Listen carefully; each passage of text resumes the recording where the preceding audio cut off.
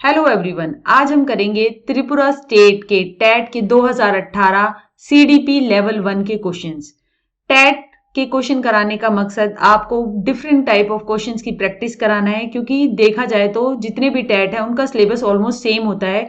तो बार बार क्वेश्चन करने से आपकी प्रैक्टिस भी बनी रहेगी और कई बार क्वेश्चन कई एग्जाम में रिपीट होते रहते हैं, तो ये चांस है कि क्या पता इस पेपर में से कोई क्वेश्चन आपके आने वाले एग्जाम में भी आ जाए। तो चलिए इस नजर से कि नए नए क्वेश्चन देखने को मिलेंगे, ये पीपीटी शुरू करते हैं। पहला, ग्रोथ इज अभिवृद्धि क्या है? ए क्वालिटेटिव चेंज है, यानी कि गुणात्मक परिवर्तन है। बी क्वांटिटेटिव चेंज है, मात्रात्मक परिवर्तन है। सी दोनों है। डी इनमें से कोई नहीं है। ये है हमारा क्वांटिटेटिव चेंज। अब ग्रोथ क्वांटिटेटिव चेंज इसलिए है क्योंकि ग्रोथ का मतलब है हमारा चेंज हो रहा है साइज के अंदर। अगर किसी की हाइट बढ़ रही है, किसी का वेट बढ़ रहा है और जो उसकी लेंथ बढ़ रही है, तो वो आता है हमारे जितने भी फिजिकल चेंजेस हैं, तो वो आते हैं हमारे अभिवृद्धि के अंदर। मगर ग्रोथ एक समय के बाद स्टॉप कर जाती है, यानी कि ऐसा नहीं है कि सारा टाइम ग्रोथ होती ही रहेगी। मैच्योरिटी आने पे वो बंद हो जाती है। अगर किसी का वेट युवा अवस्था में बार बार बढ़े जा रहा है तो वो ग्रोथ नहीं है, वो ओबिसिटी है। तो हमें ये देखने की जरूरत है कि ग्रोथ जो है वो एक पॉइंट के बाद बंद हो जाती है और ग्रोथ के अंदर हमारे स्ट्रक्चरल चेंजेस आते हैं, शरीर के अंदर संरचनात्मक परिवर्तन आते हैं। तो ये अभिवृद्धि में केवल क्वांटिटेटिव चेंज आते हैं। क्वालिटेटिव चेंज जो आते हैं वो डेवलपमेंट में आते हैं, विकास में आते हैं। और विकास का अगर हम देखा जाए, ये हमारा डेवलपमेंट बड़ा गोला होता है और इसके अंदर हमारा एक छोटा गोला ग्रोथ है। तो ग्रोथ यानी अभिवृद्धि विकास के अंदर आती है। इस तरीके से याद रखेंगे तो हमेशा आपको याद रहेगा कि growth is a part of development. अभिवृद्धि विकास का एक अंग है और विकास जो है वो जीवन पर्यंत चलने वाली प्रक्रिया है। विकास जन्म से लेकर मृत्यु तक चलता है, जबकि ग्रोथ एक समय के बाद रुक जाता है। दूसरा सवाल, पियाजे कौन थे? ए स्विस साइकोलॉजिस्ट, स्विस यानी स्विट्जरलैंड के मनोवैज्ञानिक थे वो।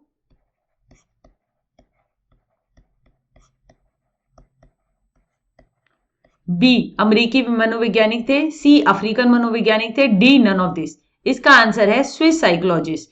पियाजे जो थे पहले वो जो थे वो एक जूलॉजिस्ट थे, जानवरों पे वो अपना शोध कर रहे थे। धीरे धीरे फिर वो मनोविज्ञान की तरफ शिफ्ट हो गए, तो वो एक स्विस साइकोलॉजिस्ट थे, स्विट्जरलैंड से बिलोंग करते थे। तीसरा सवाल, द टेस्ट विच असेस, ऐसा टेस्ट जो कि मापे एक इंडिविजुअल का potential to learn a specialize activity, तो वो क्या कहलाएगा?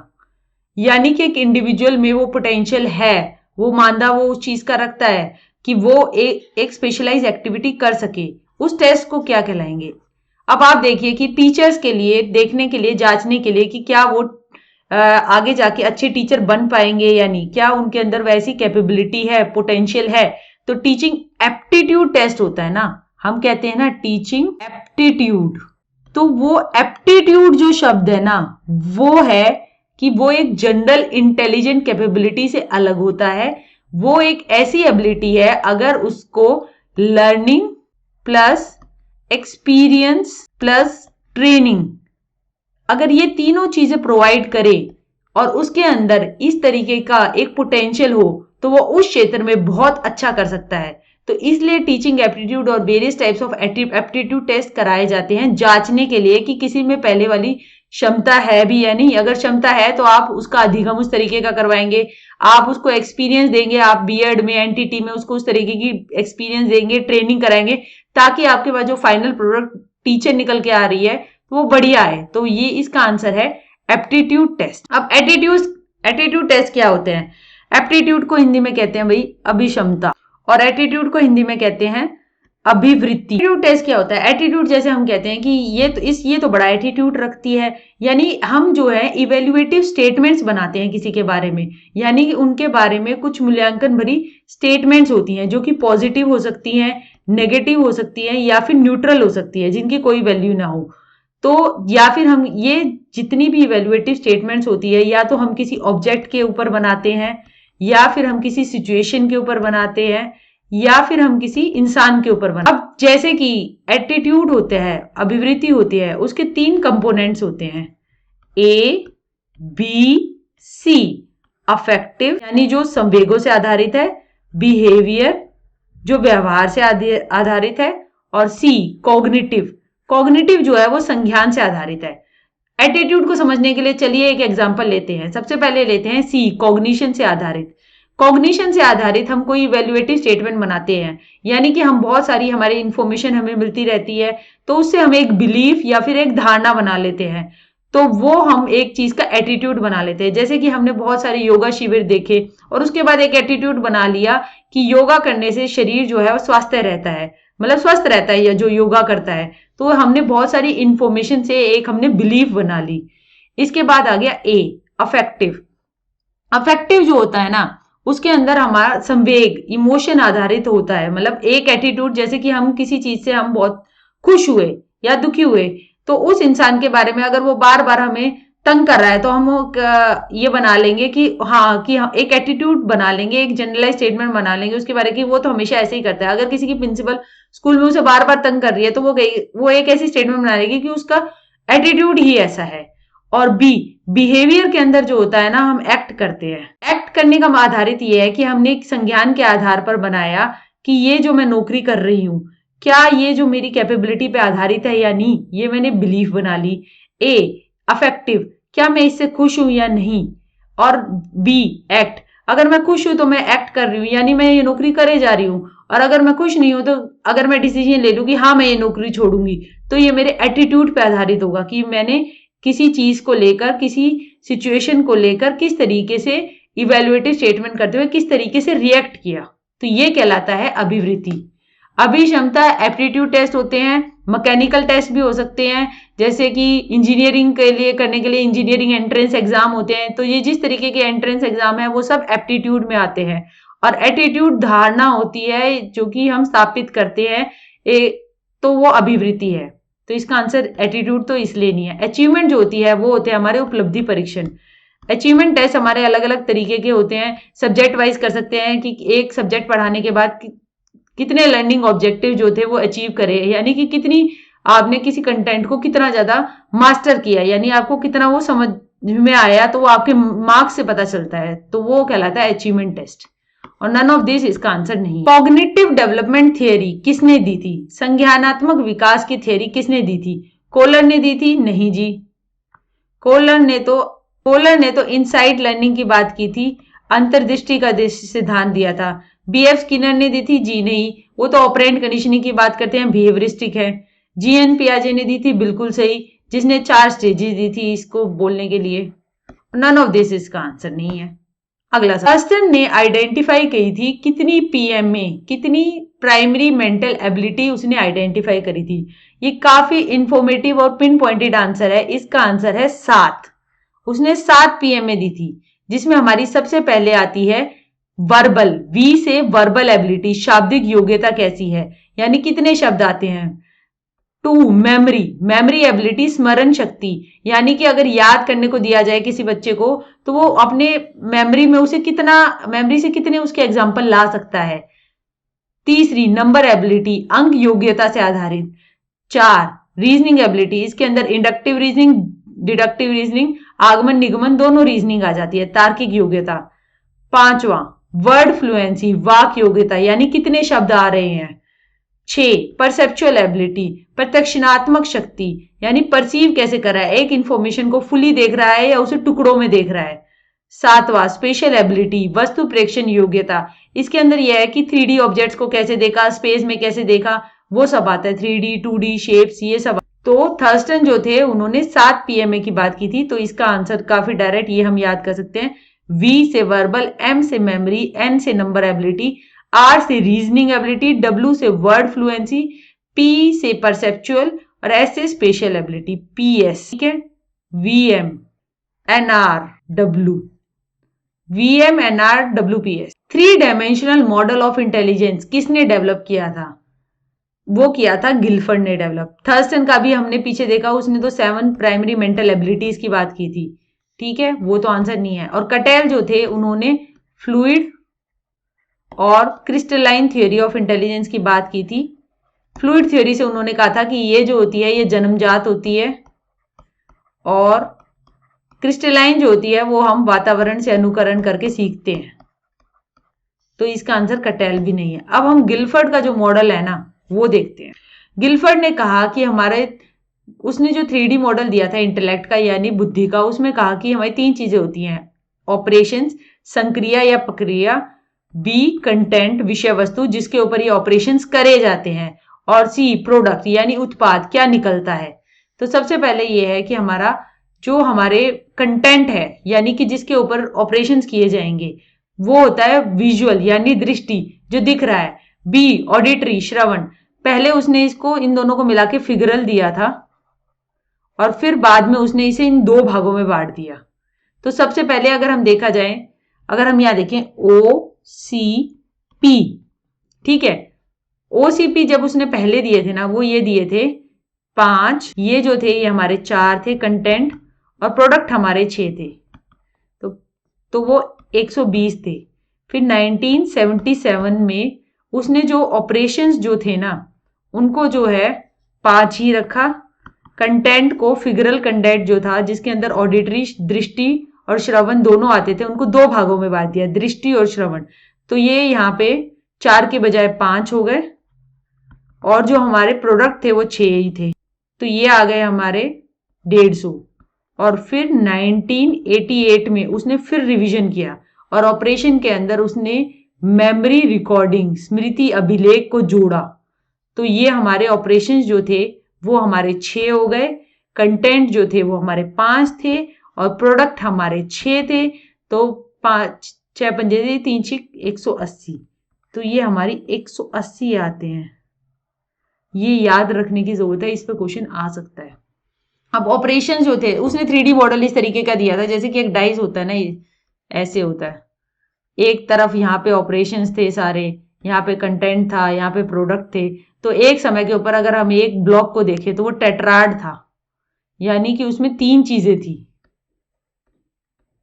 ट्राइग्राम था, टेट्राड तो 4 होता है, ट्राइग्राम 3 चीजें थी, एक ऑपरेशन का हिस्सा था, एक प्रोडक्ट का हिस्सा था और इस तरफ एक कंटेंट का हिस्सा था। ट्राइग्राम कहलाता है ये। तो ऑपरेशन जो था उसमें उसने कॉग्निशन संज्ञान से आधारित किया था।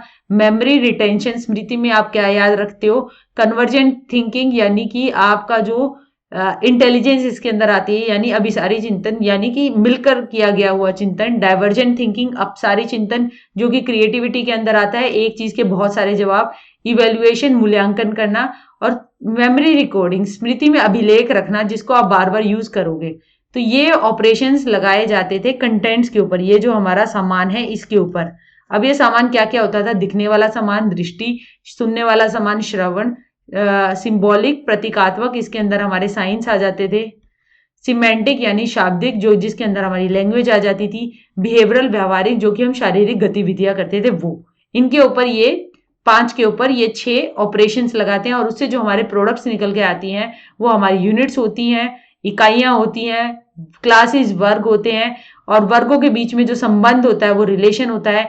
सिस्टम्स वो किसी चीज के अंदर होते हैं जैसे कि यूनिट्स हो गई 1 2 3, फिर वर्ग जो हो गया वो नंबर सिस्टम हो गया और उनका आपस में क्या रिलेशन हुआ वो एक सिस्टम में किसके अंदर आते हैं।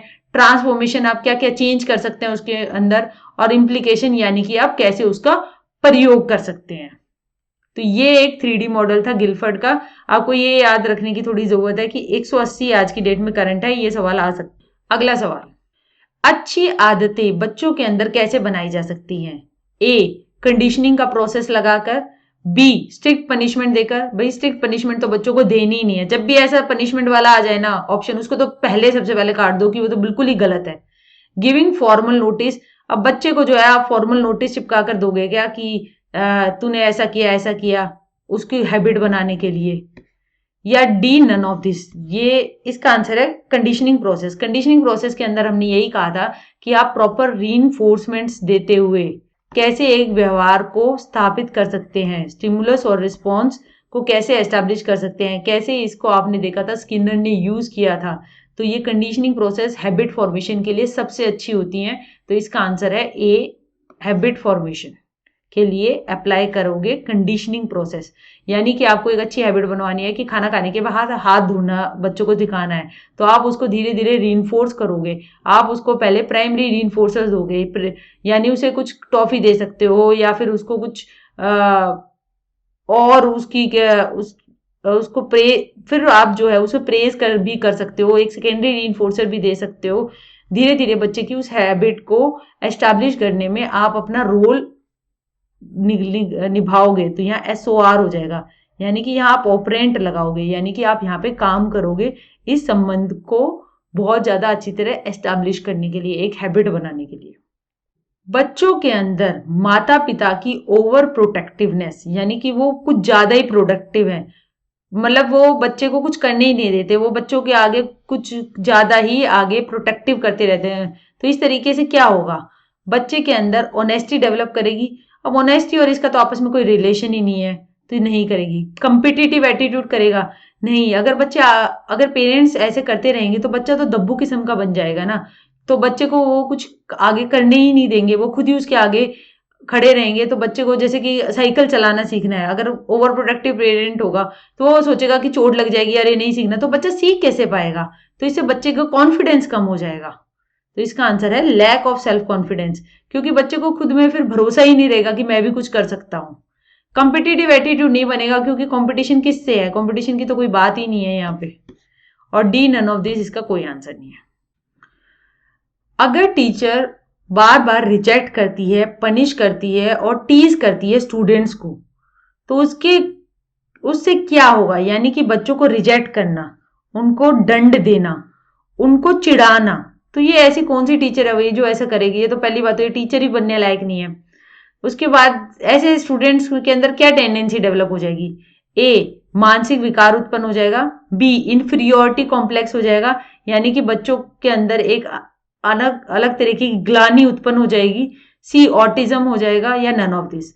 अब देखिए नन ऑफ दिस तो इसका ऑप्शन नहीं है। ऑटिज्म जो होता है वो जन्मजात होता है, उससे बच्चा अलूफ हो जाता है और बच्चा जो है वो ये एक तरीके से सामाजिक उसमें जुड़ नहीं पाता। मगर ये तो हमारे इनबॉर्न है, इनेट है, तो ये हेरिडिटरी है, यानी जन्मजात जीन से जुड़ी हुई है। तो इसका आंसर सी तो नहीं होगा। मेंटल रिटार्डेशन जो है ना, वो भी कैसे होगी, मानसिक विकार जो है इस तरीके से नहीं होता, बौद्धिक क्षमता इसके अंदर नहीं आएगी। इसके अंदर तो बच्चे के इमोशन से जुड़ा हुआ है। अगर बच्चे को आप रिजेक्ट और टीज करेंगे तो उसके संवेगों के साथ आप खेलोगे ना, तो उसके अंदर एक तरीके की ग्लानि उत्पन्न होगी, और वो ताकि फिर वो कोई टास्क करते हुए घबराएगा, उसको अपनी काबिलियतों पे भरोसा ही वो खो देगा। तो बच्चे के अंदर इंफीरियोरिटी कॉम्प्लेक्स डेवलप होगा। मेंटल रिटार्डेशन ऐसी नहीं होती कि ऐसे इन सारी चीजों से मेंटल रिटार्डेशन हो जाए। आईक्यू तो उसका उतना ही रहेगा ना, यानी जितना वो इंटेलिजेंट है उतना तो वो रहेगा ही। अगर टीचर ये सब करती रहेगी तो आईक्यू में ज्यादा प्रभाव नहीं पड़ेगा। टू फैक्टर थियरी इंटेलिजेंस की किसने दी थी, वो दी थी वही स्पीयरमैन ने दी थी। सीधा साधा जवाब है। उसने कहा था एक जी फैक्टर होता है जो कि जनरल फैक्टर होता है, और उसके साथ बहुत सारे स्पेसिफिक फैक्टर्स होते हैं। एक जनरल इंटेलिजेंस तो होती है, मगर कुछ स्पेसिफिक इंटेलिजेंस होती है। जैसे कि अगर कोई सिंगर है तो उसका, और एक डांसर है, तो उन दोनों का जी यानी जनरल इंटेलिजेंस तो सेम होगी, मगर उनकी स्पेसिफिक एबिलिटी, सिंगर वाले की गाने की क्षमता ज्यादा होगी और डांसर वाले की स्पेसिफिक एबिलिटी डांस करने की ज्यादा होगी। तो इसका आंसर है सी। गाल्टन जो थे वो फादर ऑफ इंटेलिजेंस भी कहलाते हैं, और इन्होंने जो किताब लिखी थी ना उसका नाम था हेरिडिटरी जीनियस। गिलफर्ड का तो अभी हमने देखा कि उसने 3D मॉडल ऑफ इंटेलेक्ट दिया है, और नन ऑफ दिस इसका आंसर नहीं है। नेल बाइटिंग, नाखून खाना, अंगूठा चूसना, रेस्टलेसनेस, तनाव महसूस करना, बेचैनी महसूस करना, वो बिहेवियर किससे एसोसिएटेड है, एंजाइटी से, डिप्रेशन से, कंपिटिटिव सिचुएशन से, none of this. None of this तो है ही नहीं। कंपिटिटिव सिचुएशन में यानी दो जने प्रतिस्पर्धा कर रहे हैं, तो उसके अंदर नाखून काटना ऐसे थंब सकिंग थोड़ी होगी। तो प्रतिस्पर्धा में तो परफॉर्मेंस का प्रेशर जरूर होगा, मगर इस तरीके के व्यवहार नहीं दिखने को मिलेंगे, तो कॉम्पिटिटिव तो नहीं हो सकता। अब एंजाइटी और डिप्रेशन को देखना है। एंजाइटी यानी कि एक तरीके की एंजाइटी और डिप्रेशन में ये जो है ना, डिप्रेशन जो है ना, इसमें मूड काफी लो हो जाता है। ठीक है, ये दोनों एक ही सिक्के के दो पहलू हैं। जब एंजाइटी बहुत ही ज्यादा हो जाती है उसके बाद जो है इंसान डिप्रेशन में चला जाता है, और डिप्रेशन जो है वो एंजाइटी को भी ज्यादा प्रमोट करता है। मगर एंजाइटी और डिप्रेशन का मेन ये है कि एंजाइटी जो है ना वो शॉर्ट टर्म सिचुएशनल आधार, शॉर्ट टर्म है अगर देखी जाए सिचुएशन पर, अगर वो बहुत सारी सिचुएशन पर जनरलाइज हो जाती है तो फिर वो डिप्रेशन का रूप ले लेती है।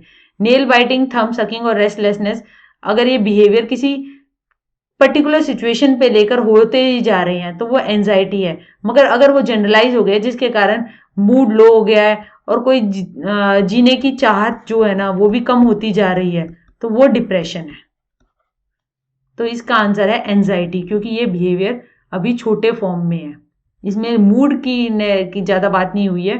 तो ये एंजाइटी अटैक्स जो होते हैं वो भी इसी के अंदर आते हैं। तो इसका आंसर है ए, डिप्रेशन इसका आंसर नहीं है। कार्ल रोजर ने थियरी दी थी जिसमें कहा गया था स्ट्रक्चर क्या है मेन पर्सनैलिटी का। भाई वो था सेल्फ के बारे में कार्ल रोजर ने बात की थी। एक होता है हमारा रियल सेल्फ और एक होता है हमारा आइडियल सेल्फ।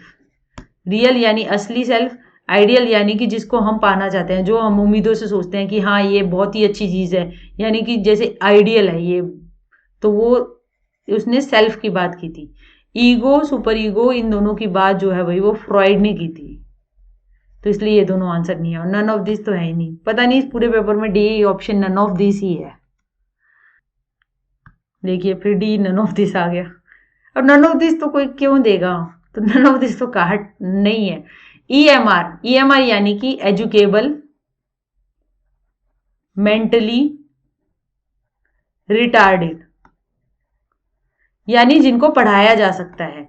तो इनमें से कौन से हैं वो, जो माइल्डली हैं, मॉडरेट हैं या फिर सीवियर हैं। अगर हम ये देखें, एक ग्राफ देखें इंटेलिजेंस का, ठीक है। अब यहाँ पे जो है ना, यहाँ पे तो नॉर्मल वाले आते हैं। अब यहाँ से ना, अब यहाँ की ओर जब हम जा रहे हैं, आईक्यू जो नीचे की ओर जा रहा है, तो यहाँ पे जो बिल्कुल ही कोने में होंगे तो भाई ये तो हमारे सीवियर वाले होंगे, जिनको बहुत ज्यादा मेंटल रिटार्डेशन है, जो कि कस्टडी में रखे जाते हैं, ठीक है। इसके बाद आ गए हमारे मॉडरेट, जिनको ठीक ठाक है। मॉडरेट के अंदर जो होते हैं इनको हम जो है किसी चीज की ट्रेनिंग दे सकते हैं, यानी कि कोई हैंडीक्राफ्ट की हो गई, ऐसी छोटी मोटी ट्रेनिंग दे सकती है। और यहाँ पे जो हो गया ना, ये जो कि हमारे जो मेन बीच का है उससे मिलते जा रहे हैं, यानी ये जो थे सीवियर वाले, अगर आप देखें सीवियर वाले ये बिलो 30 होते हैं, ठीक है।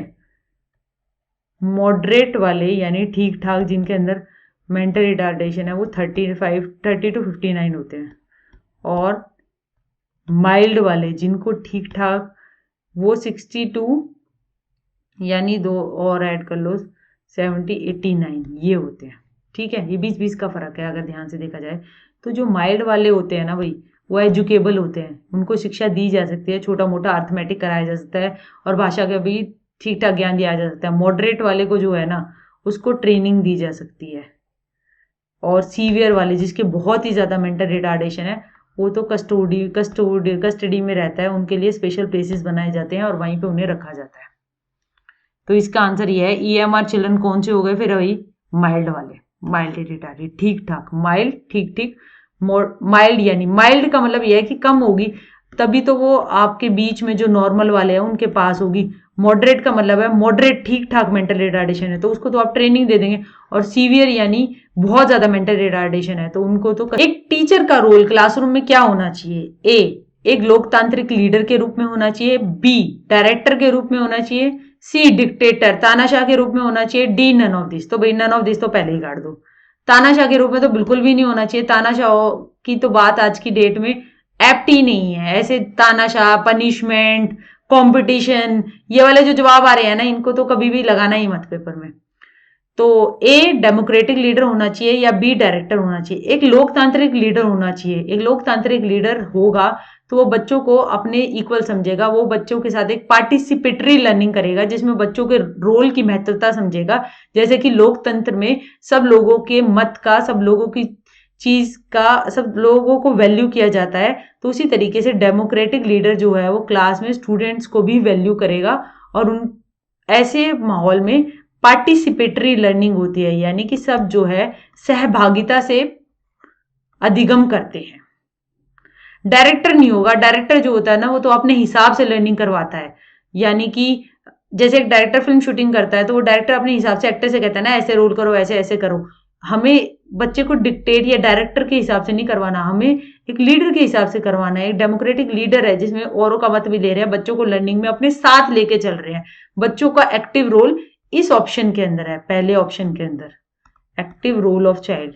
ऐसे ऑप्शन को देखना है जहां पे बच्चा जो है वो पैसिव ना हो, तो वो ए ऑप्शन के अंदर है, इसलिए ए आंसर है। मेंटल रिटार्डेशन की प्रॉब्लम जो है यानी मानसिक विकार जो है वो किससे अटैच है? ए स्मृति से,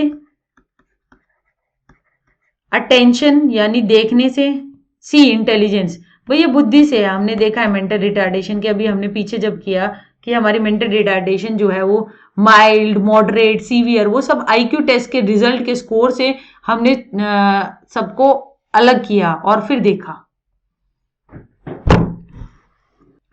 आईक्यू टेस्ट के स्कोर से जो है हमने अलग अलग करके फिर हमने डिवाइड किया, तो वो हमने बुद्धि परीक्षणों के आधार पे किया। तो मेंटल रिटार्डेशन जो है वो बुद्धि परीक्षण से, इंटेलिजेंस से जुड़ी हुई है, अटेंशन से नहीं जुड़ी हुई कि अटेंशन आप कितना देख पाते हैं, मेमोरी यानी कि स्मृति आप कितने चंक ऑफ मटेरियल यूज मतलब अपनी स्मृति में रख पा रहे हैं, लॉन्ग टर्म में, शॉर्ट टर्म में। वर्किंग मेमोरी 3 टाइप की होती है, तो वो सब मेंटल रिटार्डेशन से नहीं जुड़ा हुआ, ये बुद्धि से जुड़ा हुआ है और नन ऑफ दिस, तो इसका आंसर नहीं। बच्चों के अंदर क्रिएटिव पोटेंशियल डेवलप करना है, यानी बच्चों के अंदर जो है वो हमें क्रिएटिव यानी कि एक चीज के बहुत सारे जवाब और मतलब नई नई सोच ये डेवलप करनी है। तो आप कैसे कर सकते हैं? पनिशमेंट से। दंड तो हमें देना ही नहीं है, दंड से तो बच्चा जो है वो घबराया हुआ, डरता हुआ और पैसिव बन जाएगा, तो वो ये ऑप्शन तो है ही गलत। B competitive feeling. Competitive feeling देने से क्या, बच्चों को कंपटीशन में जो है वो बच्चा प्रतिस्पर्धा में सिर्फ आगे बढ़ने की सोचता है और वो क्रिएटिविटी तो ऐसे माहौल में उत्पन्न ही नहीं होती।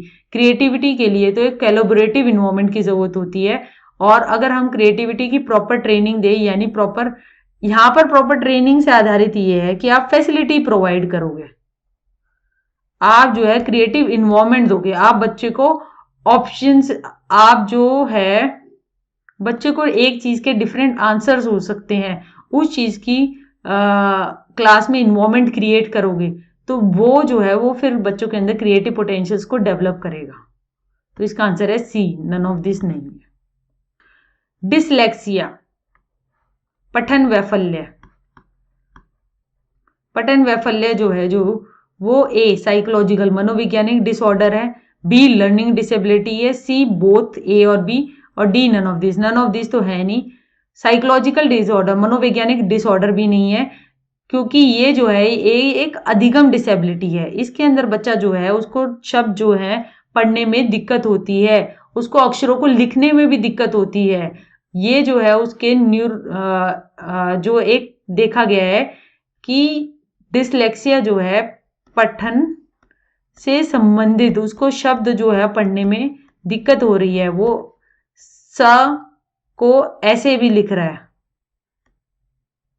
तो इस तरीके से उसको वो रीडिंग से जो है वो कॉम्प्रिहेंड ही नहीं कर पा रहा और उसको शब्द नाचते हुए इस तरीके का दिखता है, तो ये एक लर्निंग डिसेबिलिटी है, उसकी अधिगम विफलता हो रही है, उसके अंदर अधिगम नहीं हो पा रहा है, तो ये एक लर्निंग, इसका आंसर बी है। साइकोलॉजिकल डिसऑर्डर नहीं है, साइकोलॉजिकल डिसऑर्डर्स अलग तरीके के होते हैं और ना ये साइकोलॉजिकल डिसऑर्डर की DSM-4 जो एक वो ये एक तरीके की वो है जिसमें डिफरेंट साइकोलॉजिकल डिसऑर्डर्स को डॉक्यूमेंट किया गया, उसके अंदर ये नहीं डॉक्यूमेंटेड है इस तरीके से, ये लर्निंग डिसेबिलिटी के अंदर इसे रखा गया है, तो इसलिए इसका आंसर ए नहीं है। इनमें से क्रिएटिविटी से आधारित क्या है? ए इमोशनल थिंकिंग संवेगात्मक चिंतन, B egoistic thinking, C divergent thinking, D none of this. None of this को तो काट दो। अब डाइवर्जेंट थिंकिंग का मतलब यह है कि एक चीज के बहुत सारे जवाब अलग अलग परिप्रेक्ष्यों से देखना, तो ये तो क्रिएटिव थिंकिंग का सबसे बड़ा एसेंशियल फीचर है, तो इसका आंसर यही हो जाएगा। इगोइस्टिक थिंकिंग का मतलब है केवल अपने हिसाब से देखना, अपनी बात को ही सही समझना। तो इस तरीके से तो आप कोई नई चिंतन नहीं कर पाओगे, कोई नई चीज का निर्माण नहीं कर पाओगे, तो वो तो नहीं है। और इमोशनल थिंकिंग जो होती है, संवेग में अगर बहुत ज्यादा इमोशनल है होकर कोई भी चिंतन किया जाता है, तो उसमें आप खुद ही एक स्टेट ऑफ माइंड में ऐसे नहीं होते जिसमें कि नई चीजों का निर्माण हो, कोई नई चीज की क्रिएटिविटी का वो हो, सृजन हो। तो इमोशनल थिंकिंग इसका आंसर नहीं है, क्योंकि इमोशनल थिंकिंग के अंदर आप जो है वो फिजियोलॉजिकली रूप से, शारीरिक रूप से अराउज होते हो, यानी आप जो है शारीरिक रूप से आपके अंदर आपका पैरासिम्पैथिक सिस्टम जो होता है वो काम कर रहा होता है, आपके पसीने छूट रहे होते हैं। तो उस तरीके से जो है इमोशनल स्टेट ऑफ अफेयर्स में तो क्रिएटिविटी थिंकिंग क्या, नॉर्मल थिंकिंग करना भी सही से नहीं हो पाता।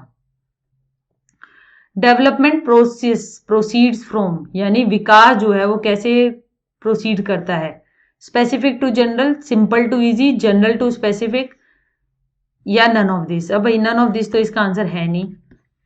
विकास जो है वो जनरल से स्पेसिफिक करता है। बच्चा जो है पहले अपना धड़ उठाता है, फिर हाथों को उठाता है, और फिर जो है वो अपने हाथों को आर्म्स हिलाता है, फिर हाथों को हिलाता है, और फिर धीरे धीरे वो फाइन मोटर स्किल्स, उंगलियां पकड़ के, पेन पकड़ के लिखने लग जाता है। तो वो जनरल से स्पेसिफिक की ओर हुई। इसका आंसर है सी। प्राइमरी फैक्टर क्या है सोशलाइजेशन का, समाजीकरण का सबसे प्राथमिक फैक्टर कौन सा है? भाई वो सबसे प्राथमिक फैक्टर है, बार बार ये क्वेश्चन मैंने देखा है आते हुए, उसका प्राइमरी फैक्टर है ए, फैमिली, परिवार। परिवार जैसा होगा, परिवार में बच्चे को जिस तरीके की सिक्योरिटी, उसकी सेफ्टी नीड्स, उसकी जिस तरीके से उसे पोषण मिलेगा, उस तरीके का बच्चा सामाजिकरण उसका होगा, और उस तरीके से वो समाज का अभिन्न अंग कैसे वो उसमें एडजस्ट कर पाता है या माल एडजस्ट होता है, तो वो परिवार पे बहुत ज्यादा डिपेंड करता है कि परिवार के अंदर कोई इमोशनल कॉन्फ्लिक्ट तो नहीं चल रहा, माँ बाप के बीच में लड़ाई तो नहीं चल रही। तो उस तरीके का बच्चे इमोशनली डिस्टर्ब्ड होम से आते हैं, तो उस तरीके से उन्हें सामाजिक में, सोशलाइजेशन प्रोसेस में, यानी एडजस्टमेंट करने में फिर उन्हें दिक्कत होती है। तो फैमिली जो है वो हमारा प्राइमरी फैक्टर है सोशलाइजेशन का। पॉलिटिकल पार्टीज नहीं है, वो तो हमारा सेकेंडरी बाद में आती है। हेरिडिटी, जन्मजात, वो कोई प्राइमरी फैक्टर नहीं है। डी, नन ऑफ दिस भी नहीं है। एक बच्चे को एनकरेज करना है उसकी स्टडीज के लिए, एक टीचर को क्या करना चाहिए? कंपेयर करना चाहिए बच्चे को एक दूसरे के साथ? नहीं भाई, कंपैरिजन तो करना ही नहीं चाहिए। इससे जो है बच्चे की आत्मसम्मान को ठेस पहुंचती है। बच्चे को अलग तरीके की कंपिटिटिव फीलिंग आप डेवलप करोगे, तो वो जो कर भी पा रहा है ना, तो उसमें भी वो पीछे चला जाता है। बच्चे को इंस्पायर करना चाहिए, हाँ बच्चे को इंस्पायर करना चाहिए, बच्चे को अलग अलग स्टोरी सुनानी चाहिए, बच्चे को अलग तरीके से प्रभावित करना चाहिए कि आप ऐसे कर सकते हो बेटा, ऐसे कर सकते हो, कि उसको मोटिवेशनल स्टोरीज भी दे सकते हो, आप खुद उसे करके दिखा सकते हो। तो उसको जो है वो पार्ट बना रहे हो आप उसकी लर्निंग में, और खुद भी उसका पार्ट बन रहे हो। तो इंस्पायर इसका आंसर होगा। स्कोल्ड करना, डांटना कभी भी एक अच्छा प्रोसीजर है ही नहीं। स्कोल्ड करने से तो बच्चा और दब्बू किस्म का, और वो माल एडजस्ट और हो जाता है, यानी उसका तो समायोजन और हिल जाता है। तो वो कहाँ से इंप्रूव करेगा स्टडीज में? वो तो डांटने डपटने से तो वो स्टडी में और पिछड़ जाता है। और नन ऑफ दिस इसका आंसर नहीं है। फिजिकली और मेंटली हैंडीकैप चिल्ड्रन, भैया हैंडीकैप शब्द यहाँ पे गलत लिखा है, हैंडीकैप शब्द को नहीं प्रयोग किया जाता, ये क्वेश्चन में गड़बड़ है, क्योंकि हैंडीकैप एक बहुत ही नेगेटिव कोनोटेशन रखता हुआ वर्ड है जो कि नहीं यूज करना चाहिए।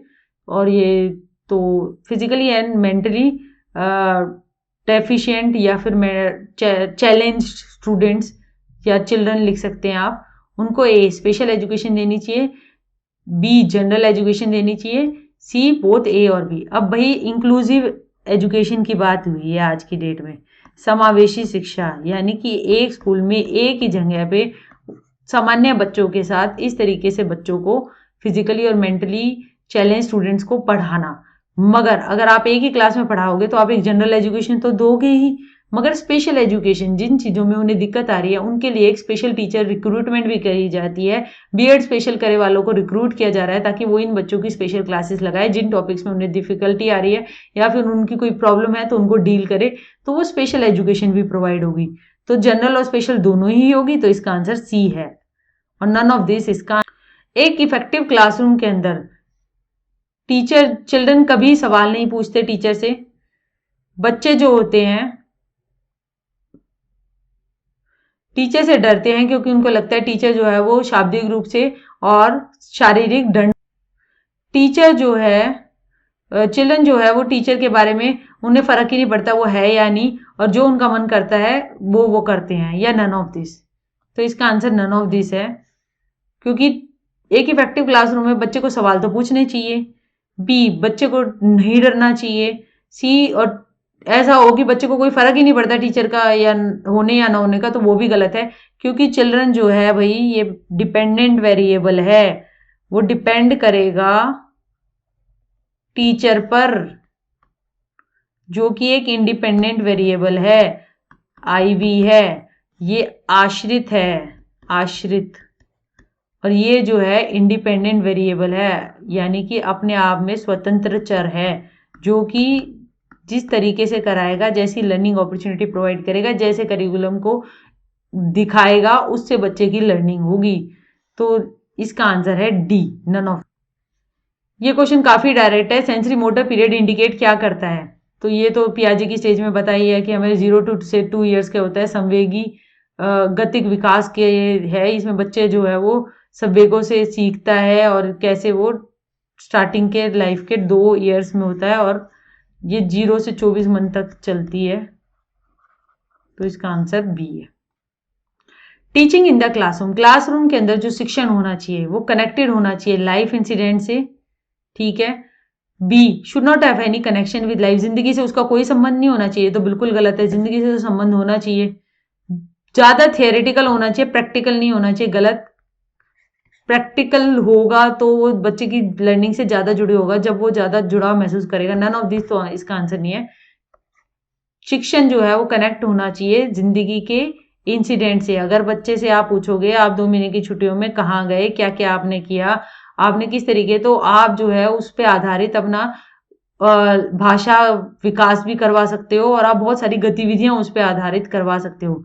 तो क्योंकि वो लाइफ इंसिडेंट को आपने अपनी एक तरीके से रिसोर्स का तरह यूटिलाइज किया क्लासरूम के अंदर, और फिर उस पर आपने अपने शिक्षण को बेस करते हुए जैसे कराना चाहते हो उस तरीके से करवा सकते हो। IQ यानी इंटेलिजेंस क्वेश्चंस को नापने का क्या फॉर्मूला है? काफी डायरेक्ट क्वेश्चन है। मेंटल एज यानी कि मानसिक आयु, क्रोनोलॉजिकल एज यानी कि वास्तविक आयु, उसके बटे में गुणा में 100, ये है भाई मानसिक आयु, उसके नीचे वास्तविक आयु इंटू 100, सीधा सा फॉर्मूला। और सीधा टीचर इंटरेक्शन यानी माता पिता का शिक्षिका से जो इंटरेक्शन हो रहा है वो कैसा, वो बच्चे के ऑलराउंड डेवलपमेंट के लिए क्या है, जरूरी है, जरूरी नहीं है, सेकेंडरी है यानी कि इतना ज्यादा महत्व नहीं रखता, या नन ऑफ दिस। भाई जरूरी है, जरूरी होगा तो टीचर जो है अगर बच्चा में देख रही है कि यहाँ पे उसको लैग कर रहा है तो वो उसके पेरेंट्स को बता सकती है। अगर पेरेंट्स को पता चलता है कि बच्चा जो है स्कूल में किसी बात से डिस्टर्ब है तो वो उसके टीचर के साथ शेयर कर सकते हैं। दोनों मिलके फिर बच्चे की ऑलराउंड डेवलपमेंट पे काम करेंगे और बच्चे की अच्छी प्रोग्रेस हो पाएगी अगर ये इंटरेक्शन जो है वो 2 वे रहती है, यानी दोनों तरफ से होती है। तो और वो एक एसेंशियल होती है, जरूरी है।